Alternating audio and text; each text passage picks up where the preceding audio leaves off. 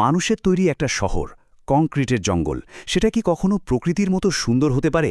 আজ আমরা ঠিক এমনই একটা কবিতা নিয়ে কথা বলবো, যা এই প্রশ্নটাকেই নতুন করে ভাবতে শেখায়। চলুন সবাই মিলে উইলিয়াম ওয়ার্ডসওয়ার্থের চোখে দেখা 1802 সালের লন্ডনের সেই জাদুকরী ভোরটাকে আবিষ্কার করি। ভাবুন তো একবার, কবিতার শুরুতেই কি সাংঘাতিক একটা দাবি। কবি শুধু বলছেন না যে লন্ডন শহরটা সুন্দর, তিনি বলছেন পৃথিবীতে এর চেয়ে সুন্দর দেখানোর মতো আর কিচ্ছু নেই। এই চরম প্রশংসা দিয়েই কিন্তু কবি আমাদের তার সেই অসাধারণ অভিজ্ঞতার ভেতরে টেনে নিচ্ছেন। একটু সময়টাকে পিছিয়ে নিয়ে যাই, সেই 1802 সালের এক শান্ত স্নিগ্ধ ভোরের লন্ডনে, আর দেখি ঠিক কী ঘটেছিল সেদিন। তো ইনি হলেন উইলিয়াম ওয়ার্ডসওয়ার্থ, রোমান্টিক যুগের একজন প্রধান কবি। 1802 সালের এক ভোরে ওয়েস্টমিনস্টার ব্রিজ পার হওয়ার সময় হঠাৎ করেই তার চোখের সামনে ভেসে ওঠে এক জাদুকরী দৃশ্য, আর সেই মুহূর্তের মুগ্ধতায় জন্ম দেয় এই অমর সনেটের। তাহলে চলুন এবার কবিতার লাইনগুলোর আরও গভীরে এখানে যাওয়া। কিন্তু শুধু সৌন্দর্যের বর্ণনা নেই, খেয়াল করলে দেখবেন এক ধরনের চ্যালেঞ্জও ছুড়ে দেওয়া হচ্ছে। কবি যেন বলছেন, যে মানুষ এই দৃশ্য দেখেও তার মাহাত্ম্য অনুভব করতে পারে না, তার আত্মাটাই আসলে অনুভূতিহীন, একেবারে মৃত। এই লাইনগুলো দিয়ে ওয়ার্ডসওয়ার্থ আমাদের শুধু দর্শক হিসেবে রাখেন না, বরং তার অনুভূতির সরাসরি অংশীদার করে তোলেন। এরপর কবি আমাদের নিয়ে যান কবিতাটির একেবারে কেন্দ্রে, যেখানে শহরটা নিজেই একটা জীবন্ত চরিত্র হয়ে ওঠে, যে ভোরের সৌন্দর্যকে একটা পোশাকের মতো পরে নিয়েছে। কি অসাধারণ একটা কল্পনা, তাই না? শহরটা ভোরের সৌন্দর্যকে একটা পোশাকের মতো পড়ে আছে। আর সেই পোশাকটা কেমন? নীরব আর উন্মুক্ত। শিল্প বিপ্লবের সেই সময়ে ধোঁয়া আর কোলাহলে ভরা লন্ডনের জন্য এই দুটো শব্দ ছিল প্রায় অবিশ্বাস্য। তাই এই নীরবতা আর উন্মুক্ততা যেন এক পবিত্র মুহূর্তের প্রতীক হয়ে উঠেছে। জাহাজ, মিনার, গম্বুজ, থিয়েটার, মন্দির, মানুষের তৈরি সব চিহ্ন যেন একটা গভীর ঘুমে আচ্ছন্ন। মনে হচ্ছে গোটা শহরটাই তার নিঃশ্বাস বন্ধ করে রেখেছে, এক মহাজাগতিক শান্তির জন্য অপেক্ষা করছে। কিন্তু গল্পটা শুধু ইট পাথরের নয়।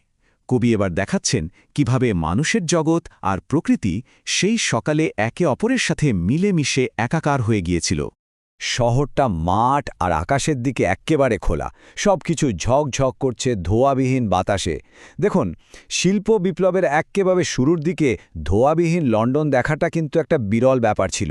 এই নির্মল বাতাসটাই যেন শহর আর প্রকৃতিকে এক সুরে বেঁধে দিয়েছে, যেখানে তাদের মধ্যে আর কোনো বিভেদ নেই। আর এই লাইনটা, এটাকেই বলা যায় কবিতার সবচেয়ে বৈপ্লবিক লাইনগুলোর একটা। একজন রোম্যান্টিক কবি, যিনি কিনা সাধারণত প্রকৃতির উপাসক, তিনি বলছেন যে এর আগে সূর্য কখনো কোনো উপত্যকা, পাথর বা পাহাড়কে এত সুন্দর করে আলোকিত করেনি যতটা আজ এই শহরকে করছে। ভাবা যায়? আমরা কবিতাটির একেবারেই হৃদয়ে পৌঁছাচ্ছি, যেখানে বাইরের দৃশ্যটা ধীরে ধীরে কবির ব্যক্তিগত গভীর এক অনুভূতিতে রূপান্তরিত হচ্ছে। এই লাইনটিই হল কবিতার আসল প্রাণ। এটা শুধু একটা দৃশ্য নয়, এটা একটা গভীর আধ্যাত্মিক অভিজ্ঞতা। আমরা সবাই কিন্তু জীবনে এমন একটা মুহূর্ত খুঁজি, তাই না? যখন চারপাশের সবকিছু শান্ত হয়ে যায় আর আমরা ভেতরে একটা গভীর প্রশান্তি অনুভব করি। কবি ঠিক সেই মুহূর্তটিকেই এখানে অমর করে রেখেছেন।